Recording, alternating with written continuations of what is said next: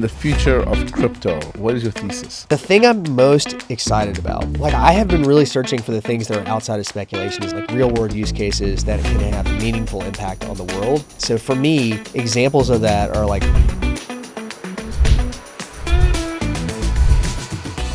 Today in the studio with me, I have Alex Kehaya, who is an entrepreneur, founder, and also a member of the Solana Foundation. So why should people care about you? Well, thanks for having me on the show, first of all. And like you said, I'm an entrepreneur, I'm an investor, I'm an advisor to a lot of different companies. I've been building companies for most of my career, and I've been in crypto since 2016. And I think people should care because if you're out there grinding away, trying to build a business or trying to get into the cryptocurrency space, or just generally excited about building at the future, like the edge of the internet, I've been working in this space for a long time, and I can help you think through that. I'm an expert at getting startups from 0 to 1. Like if you're building a new technology and trying to figure out who your customers are and validate your ideas, that's really where I fit in. I'm also the host of a podcast called The Index Show, which in and of itself is a network. It's really a community of other entrepreneurs, investors, and builders who are all focused on building the future of the internet together. And that network is another way that I can help you. So if you watch that show, you can figure out who all the other people are that are building the future of the internet and connect with them directly. Well, it's an honor and privilege to have you on the show to share your knowledge, and I'm eager to learn more from you. Obviously, we've been friends for a while, and I invested in your last company. And, you know, we met through the Solana, the foundation and the Solana project, where I was an early investor. So, you know, I'd love to just start off by asking you, how did you get into Solana, and what are the principles for decentralization that, you know, Solana issues and that you think people should care about? Story goes back to, I think, 2018. I can't quite remember exactly when, but I met the founders, Tolly and Raj, when they had their old office down on Howard Street. I think there were maybe 10 people working at the company, and I think it was the middle of that bear market as well. And I was really inspired by them. Tolly and Raj really complement each other. Tolly is this hardcore engineer background at Qualcomm. They had recruited this really amazing team, and they were one of the few companies at the time that was actually building open source software in the open. Like most people hang out and have a closed door where they build their software and then they release it to the world. And these guys were shipping product every day in the open, from day zero. And then Raj really balanced that out with, great business acumen and execution. And I really felt like they were going to build a very impactful company. And they did. Yeah. I mean, Solana is over $50 billion in market cap right now. Yeah. The fully diluted value, I think, is at 71 or something. Wow, it's crazy. Yeah. And I was working at a company called Orchid actually at the time, which you were also an investor in. Yep. In December of 2020, I decided I was going to leave that company. It was a great company. I had a great ride there. I mean, it's basically how I got into crypto was Orchid. And I called up Raj, and he recruited me to the ecosystem to work, and I ended up at the Solana Foundation. And I really felt like at that time, Solana was the market cap was around $1 billion, and I had a bunch of friends from the space that I had said, "Hey, have you read this white paper? Have you looked at Solana's white paper?" And it was one of the few projects that people didn't just tear apart. They were like, actually, there's some really good ideas in here. This proof of history thing is really interesting. And when you combine that with their ability to execute on business strategy, I was just super impressed. And I had strong conviction that this team was gonna be a winner. And so that's where I ended up working. I think your question about decentralization, why does that matter? And this is something I've been really fascinated with ever since I first read the Bitcoin white paper back in 2011. Good old days. And it matters because, it's all the same things that you've probably heard before, right? Censorship resistance, right? The ability to have access to things like money or data without the fear of being censored. It's really one of the reasons why I joined Orchid, because Orchid was a decentralized VPN product. And just as way of example, They were trying to build the most censorship-resistant VPN in the world, which from a human rights standpoint is huge. Because right now, if you live in a oppressive regime like Iran, or if you live in China, the government, regardless of whether you use a VPN or not, can always get access to your information and use that against you.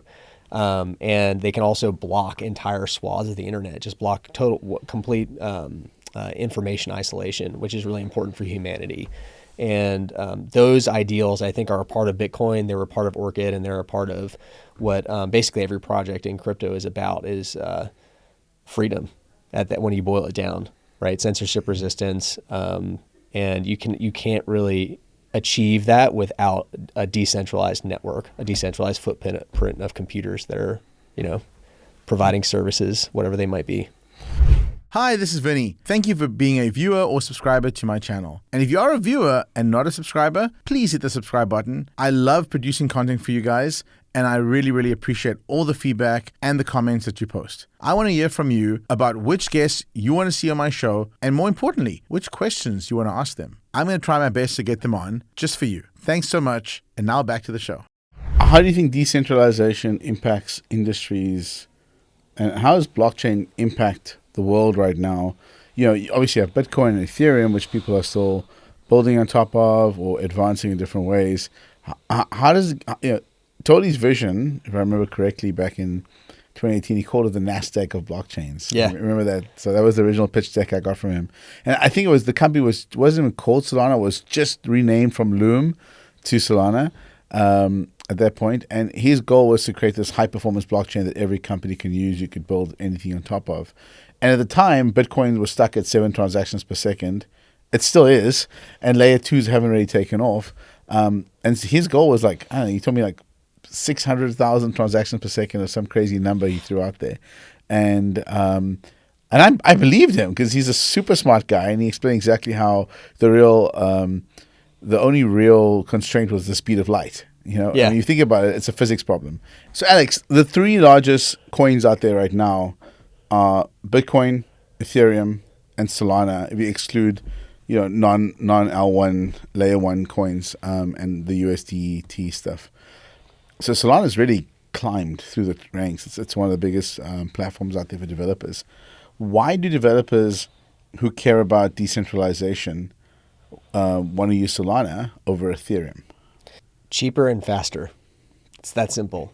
You can't build great UX anywhere else, in my opinion. It's the best place to build. And I've built a company on Solana. And when I started working in that ecosystem, there wasn't a whole lot of tooling. Like, we built our own indexer custom from the ground up, and that was really hard. But today things are very different. Like, through the whole bear market, the ecosystem has built out a lot of tools and platforms that make it very easy for an entrepreneur to enter the space, or a lot easier than it used to be, and build a consumer grade product. I mean, probably the best example of this right now is Drip, where they've literally created millions upon millions of NFTs that they've airdropped to all of their users at scale. And you can't do that.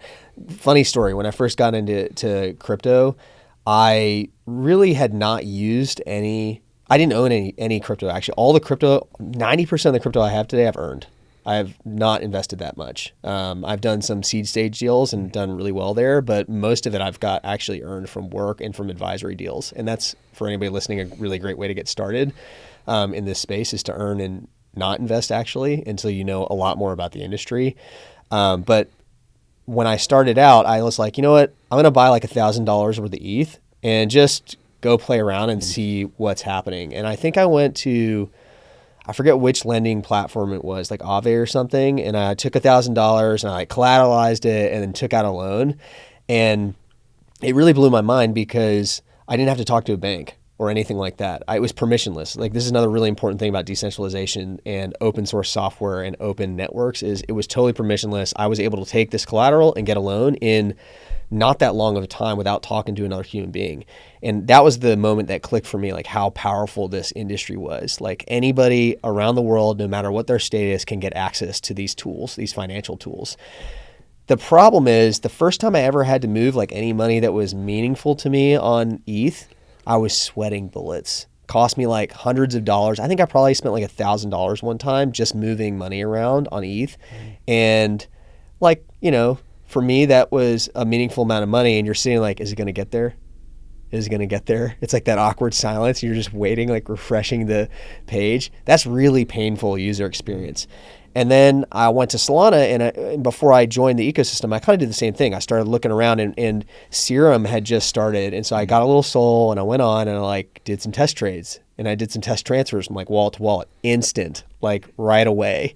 Reminds me of the old days of Bitcoin. Yeah. Bitcoin used to be instant. Yeah. It's not anymore. No. Right. And like, it seems small, but when you're a product person, or if you're like trying to build real products for real people, you need that kind of instant user experience, and Solana is the best place to get that. Yeah, I mean, I touched on Bitcoin briefly there, but when Bitcoin first came out, it was all about instant payments, peer-to-peer money, and then the industry, the people, the ideologies kind of got in there, and we now have it as a store of value and the store of value hypothesis.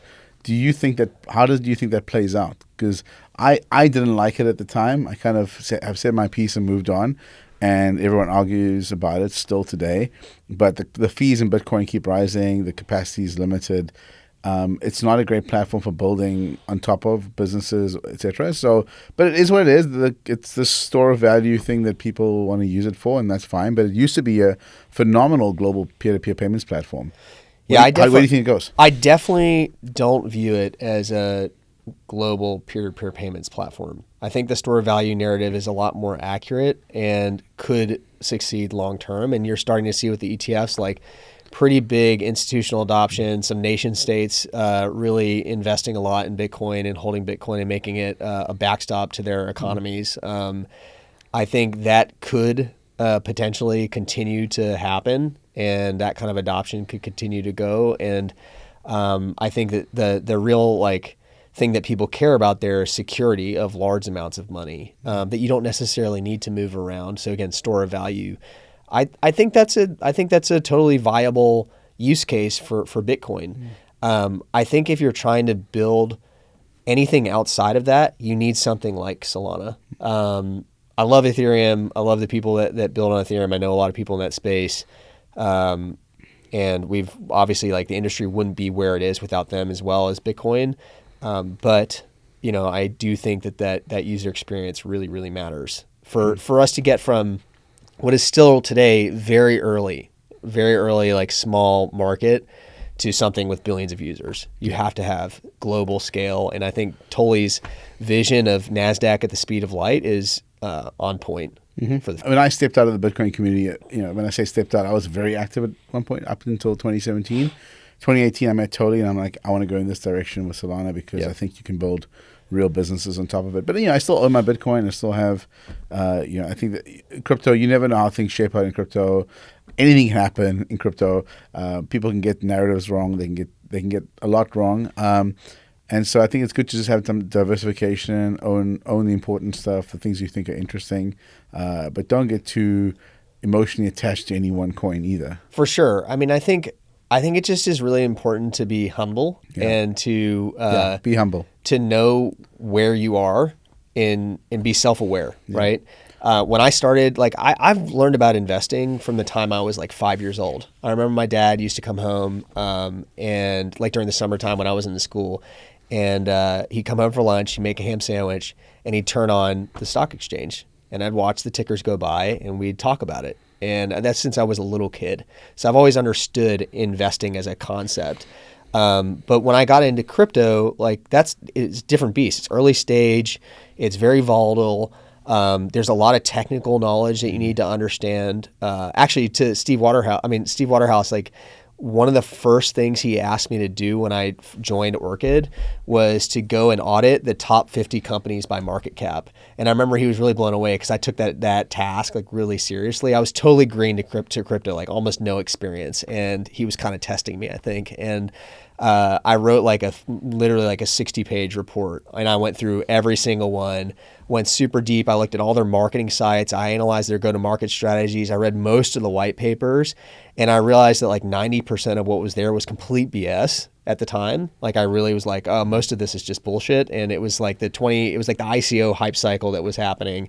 But I learned a lot about what the narratives were that were coming, that were important, right? And they're still talked about today, right? Like like zero knowledge proof technology. I had no idea what ZKP was when I started out in crypto, and I first came across that concept when I was doing that research, and then I started meeting people at the conferences that I was going to, because I was at every single conference in the space who were working on these new technologies. And I kind of lost my train of thought there, but. Back to the investing piece. So being humble, like I didn't know what I didn't know about this space. And so I used that as an exercise to learn. And at one point I was like looking around, I think maybe it was you actually. I was like, oh, he's an advisor to Orchid. You can be an advisor to companies and like get crypto and be paid that way. I should do that. But at the time I didn't have the credibility yet, like the stature that you did in the industry to do that. But a couple of co-founders at Orchid did. And they were older than me, like my business partner, Brian Fox. He's the author of the Bash Shell. He was the original technical co-founder at Orchid.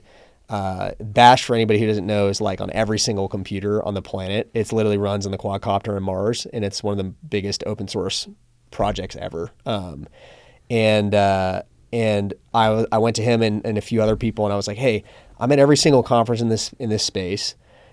I'm meeting all these entrepreneurs that need our help. I know I can help on go-to-market strategy. I can help with like market validation and getting these, and just generally like BD and partnerships. You guys can help with your experience building multiple companies and give them credibility. Let's start an advisory firm and see if we can actually help some of these companies, and maybe we'll make some money along the way. And that's how I started advising companies. So I didn't. I brought. But these you had experience, with me. so it was easy for you to help them out. Yeah. So I wouldn't try that if you're 21. So. No. Yeah, if you're 21, you're not going to be able to do that. I was like almost 30 at that point. Yeah. I'd already been helping like corporate accelerator programs run, bring new products to market and helping engineering teams. I had a lot of experience at that time. I just didn't have a name yet in the space. So I just like use that story to illustrate how I started earning versus investing.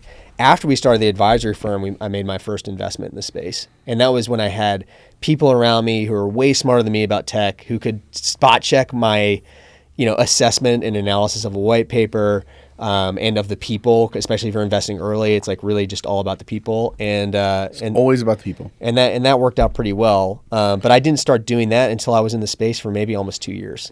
So let's get into Web3. Yeah. What is Web3? Why should we care about it? Maybe go back and explain to us what Web 1 was and what Web 2 was and how we got to Web 3. And it's this exciting thing which a lot of the young kids are trying to get into right now and build Web 3 type products. Where do you think we are in this stage of evolution? So I define Web 3, the future of the internet, as encompassing blockchain technology, artificial intelligence, augmented reality, and virtual reality. For me, it encompasses all spatial computing. So augmented reality and virtual reality is not the same as spatial computing in Apple's mind anyway. Okay. Is that so? That's like what they call it spatial computing. Yeah. Okay, cool. I didn't know that. So I encompass those things as Web 3. Okay. It used to be for me that and I think everybody used to talk about Web 3 as like crypto and decentralization, but I think these things actually overlap. That was 2.5. Yeah, that's Web 2.5. That's right. Web 1.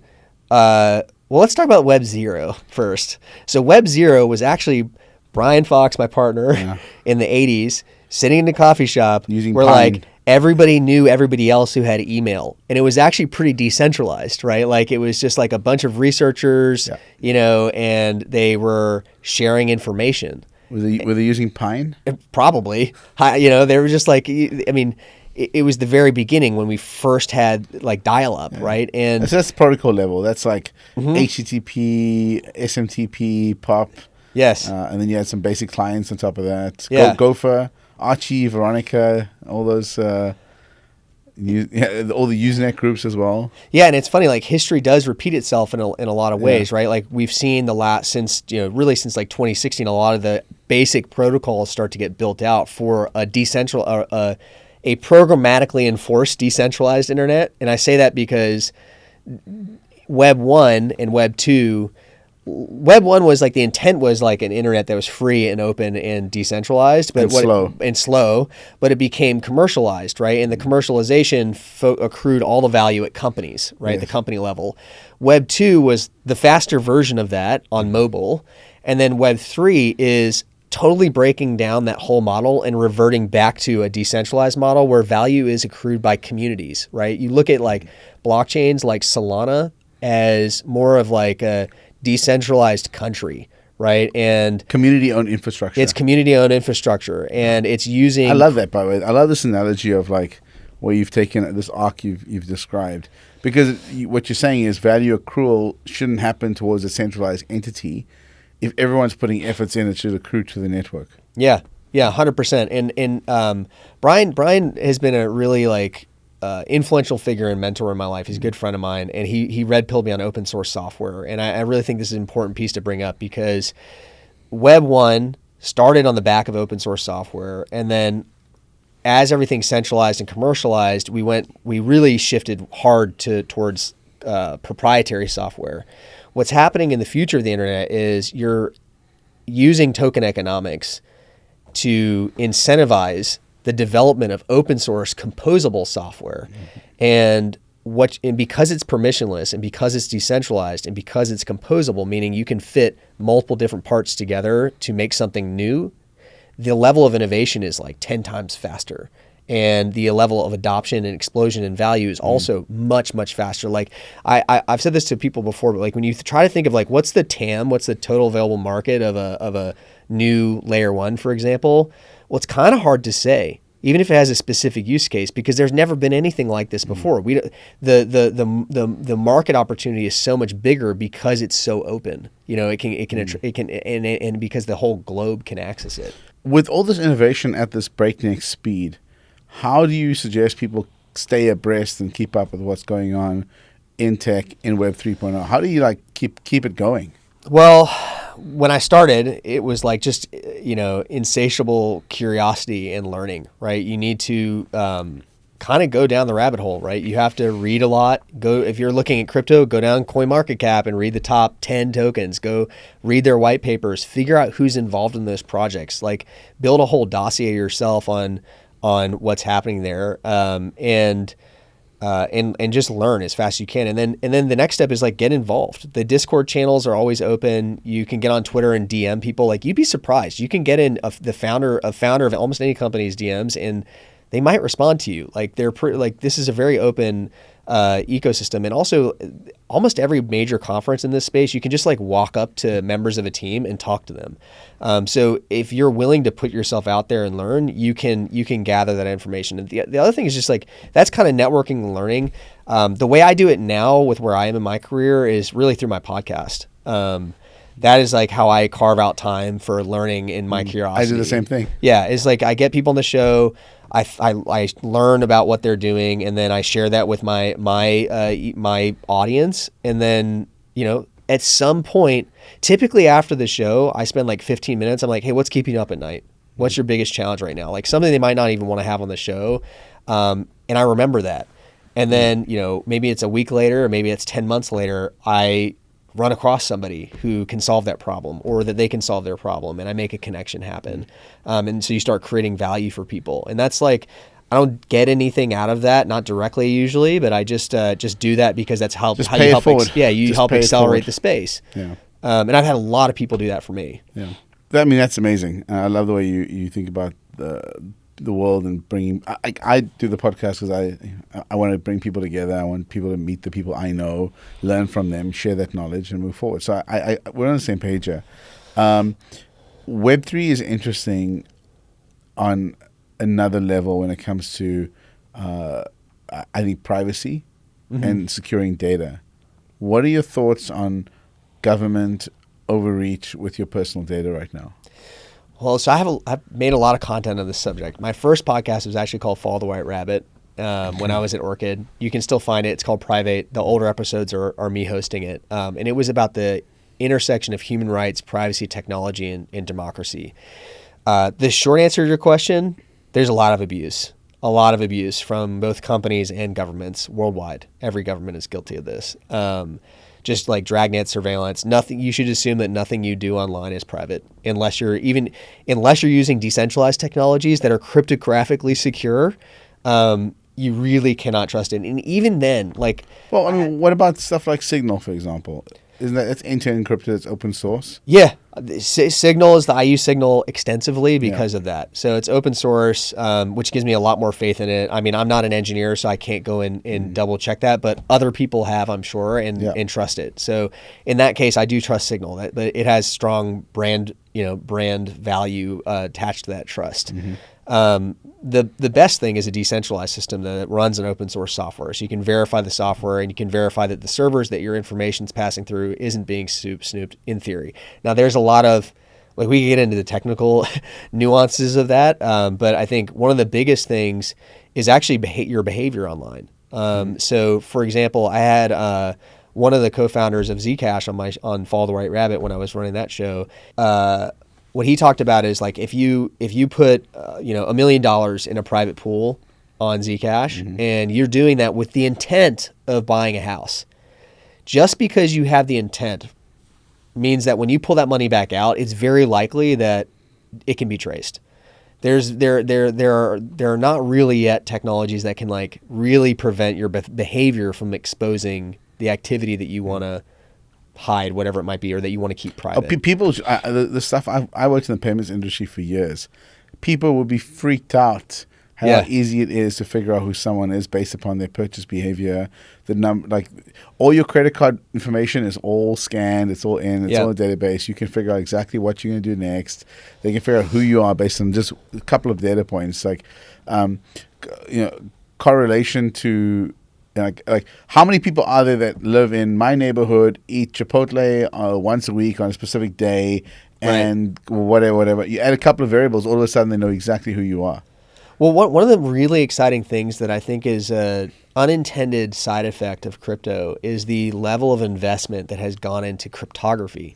Things like zero-knowledge proof and fully homomorphic encryption, for example, that I think, like, otherwise, if there wasn't so much upside in creating networks that use these technologies, you might not have seen the kind of innovation and investment that powers it. Because, I mean, this is like the cutting edge of cryptography. Really requires a significant amount of capital, and now this has been going on since, like, really, like, probably before 2016. But when I got on the scene, I started meeting people like the ZK Sync guys when they were like 3 people at ETH Paris, and now they're a massive market cap, right? It's hugely successful, but even now there are still new technologies coming out that are. It all builds upon it kind of all builds upon each other, right? Because it's open source software, so it's accelerating the innovation much faster. ZK Sync versus Solana. What do you think? I mean, I don't. I think that Solana really wins on the architecture and on the speed and the composability. Really on the speed, frankly. Like, from what I've heard, look, I have to admit, I have not looked into their tech recently. Apparently, the speed's getting quite good on ZK Sync, but not Solana speed. No, it's not. And I had some conversations with people in that ecosystem over like a year ago, where I was kind of like, this isn't going to make it with how slow it was. But I will say those people are super talented, right? Like, they'll figure it out. They're really, really smart people, and I hope that they succeed. I want everybody to win in this space, and they're building really innovative technology. So at the time of recording this, I have to put that out there because the markets are pretty volatile. Bitcoin is within a few percentage points of its all-time high. ETH is maybe 20% off. Bitcoin and Ethereum, where do you think we're going to go? I think if we are in a true bull, then I think we see a blow off top pretty soon. Like, I think it could happen pretty quickly. So you think it doesn't go much higher than where we are right now? Or? No, I think it could go like double where we are now. Okay. So like 140, 130? Yeah, 100, over 100K, let's say. Okay. And if BTC does that, then ETH might go to 10. Okay. And, I won't speculate about anything else under that. Okay. But, like, price predictions, I'll say this. I don't time markets. I'm not a day trader. I never worry about timing markets. I just try to enter really low and exit high, over a 10-year time horizon. I've always invested that way. Sure. Anytime I've tried to stray outside of that lane, I'm an early guy. I get in early and I get out before it gets too frothy, hopefully. Yeah. So NFTs started on Bitcoin with colored coins, for example, and then it moved to Ethereum, and then we had Solana. Now everyone's doing it. went through this huge bubble phase in 2021 and early 2022, came crashing down. 99.999% of all NFTs issued are pretty much worthless. But you still have OpenSea, which is pretty big. You have another exchanges. You have Pudgy Penguins. A few others are still doing well. So Magic Eden's doing well. Magic Eden's still doing well. But I'm saying they made a big comeback. In terms of projects, most of them are like pretty, you know. Yeah, I mean, so I think, are they dead, or is it alive, or is it just like a? I think it's still. I think there was some product market fit around like speculation as entertainment, which is a really huge part of crypto in general. Yeah. And that's where you get people trading JPEGs. I think Mad Lads for me, there's two projects that are the most interesting to me. One is Mad Lads, and the other one is Boogle. Mad Lads was launched by the Backpack team, and I don't currently hold any of those. I wish I did. Sorry, guys. But they have really executed on like creating this voracious community that actually does stuff for the project, right? It's like tightly affiliated with Backpack, but I think that it helped them bootstrap their user base for the wallet and for the exchange and drive lots of volume. And then they have been, through their partnerships, like bringing tons of value back to the NFT holders. I think that's an exciting use case. That community will have staying power. The other one, Boogle, launched on Olaplex. It was one of the first projects to launch on the platform, and it's a limited supply. It's 100 Boogles, and it's like a digital country club. What's it trading in now? Oh God, $380,000 per Boogle. What? Yeah. That's insane. Yeah, and I didn't buy one because it was my platform, and I felt like that was like I didn't even know that it was going to be this big at the time either. What are they selling for initially? They were like it started. I think the first one I have to go back, but it was like 20 Sol. You know, back when Sol was super cheap. Whatever, yeah, and then it went to 100, then it went to like 150, and then pretty soon it was like thousands of Sol. You know, like 2,000 Sol for a Boogle, and it became like one of the most exclusive high-end communities in crypto, where the people who are in that community are super high-quality people, very well-connected, very wealthy. They have lots of capital, access to talent, and they can make shit happen, right? Like they work together to move the space forward. And so being a part of that community for people who have that kind of capital to spend is like pretty valuable. That's a lot of money for an It's NFT. a lot. But people are joining. I've seen like 3 or 4 sales go in like the last couple of weeks. Wow. And so that was like really interesting to me. I think Drip is the other use case that I'm seeing where it's like can get mass adoption. It's really the first one that I've seen where it's like this might work. And you know, Vibhu's the founder of Drip is a really inspirational guy, super smart, and I think he's going to make it. I think he's going to make it to be one of the first apps that actually gets 100 million users for a retail use case like that. Amazing. What does Drip do exactly? So Drip drips out collectibles from artists and creators to its users who use the platform, and these they use compressed NFTs on Solana, and you basically just collect these, and then that's kind of like the way that you interact with the artist, and you can tip the artist using droplets, which is kind of like their rewards point system. And there's like a whole economy built around those collectibles. People actually buy and trade them, but for pennies, right? Like they're not expensive assets. It's something that's really accessible to anybody who's willing to just like set up a wallet. It's just really about supporting creators and getting people access to those assets.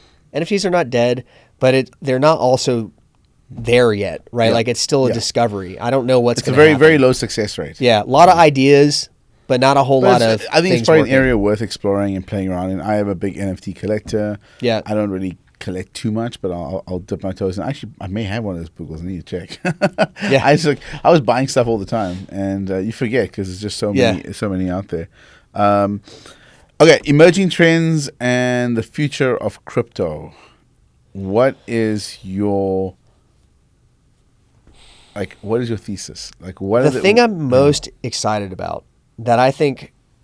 Like I have been really searching for the things that are outside of speculation as entertainment, like real world use cases that can have meaningful impact on the world and leverage these ideals we talked about earlier, right? So for me, examples of that are like Render and Helium. These are, DePIN projects, decentralized physical infrastructure.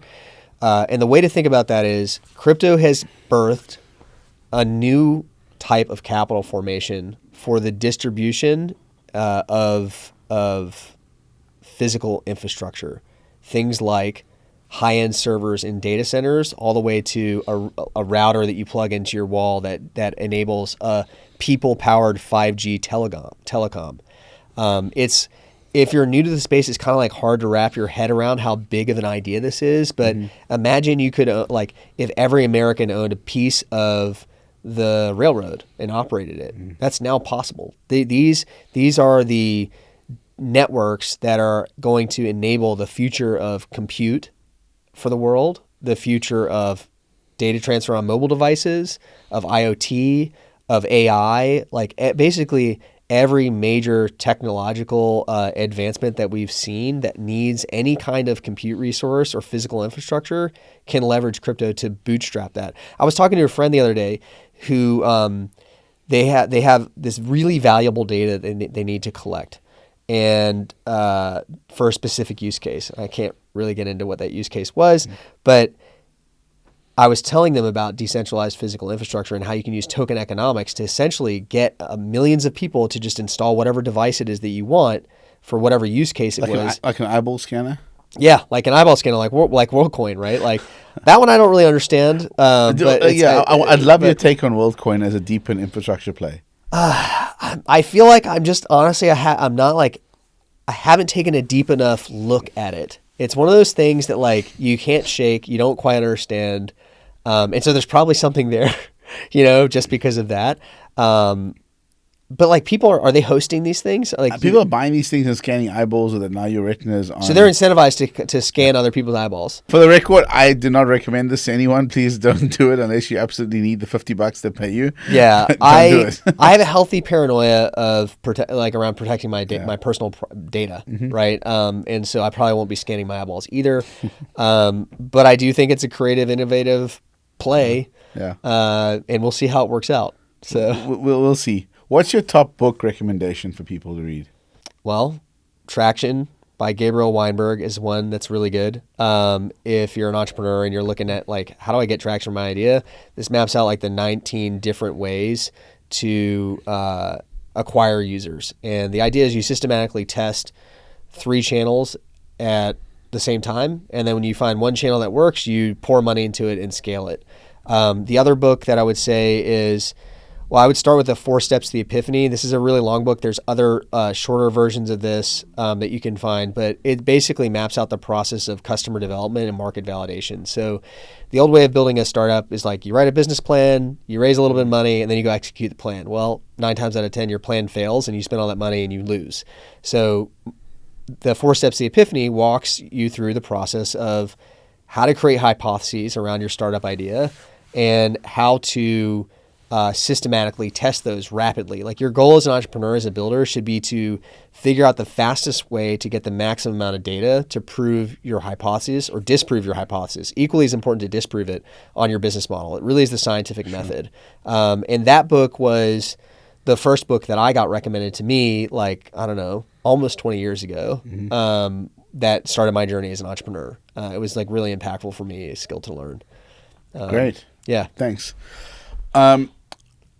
What's the one piece of actionable advice you'd give to our audience who are interested in getting into crypto? How should they do it? Find ways to create value for projects that you're interested in. So go look at every project that you can find public information on, and then go on their Discord and start contributing. That can be as simple as Super Team is a great one to look at, organization or group, DAO for what decentralized autonomous organization, but on Solana, that is a great top of funnel place to go to figure out how to contribute. And it doesn't matter. You don't need to be technical. You can have marketing skills. You could just have hustle and be willing to put yourself out there. If you're willing to work hard and try to discover how you can create value, you can just start doing that, and eventually opportunities will come your way. There's a big need in our space, not just for engineers, but also for non-technical people who are going to contribute. So my advice is start earning and learning way before you decide to try to invest. And I had Akshay BD, who's one of the creators of Super Team, on my podcast a couple days ago, and he actually was the one who coined that, like, earn. But I really like that idea of earning, and that's how I got started. Okay. So if you could go back in time and meet any one person, who would it be? George Patton. Okay, great. And why? I've been a huge World War II history buff since I was probably 11 years old. One of the first, like, really long book I ever read was D-Day, also Lord of the Rings, but D-Day. So I was like sitting there reading D-Day and Lord of the Rings when I was like an 11-year-old. And I was just fascinated with that time period. You know, I really looked up to that generation and still do. And I've actually had this thesis that, like, sometime soon we'll need that same ethos to live again in this country. And I know people who are in the military and just, like, have a lot of respect for them. But I think there's a lot we can learn from the people who helped us get through that time. Absolutely. I think we owe a lot to them as well. Yeah, 100%. Well, Alex, thank you so much for being in the show. This has been amazing. I've enjoyed the conversation immensely. And, I'm looking forward to where the ecosystem goes. And I'll see you out in the wild. Thanks for having me. Cheers. Cheers.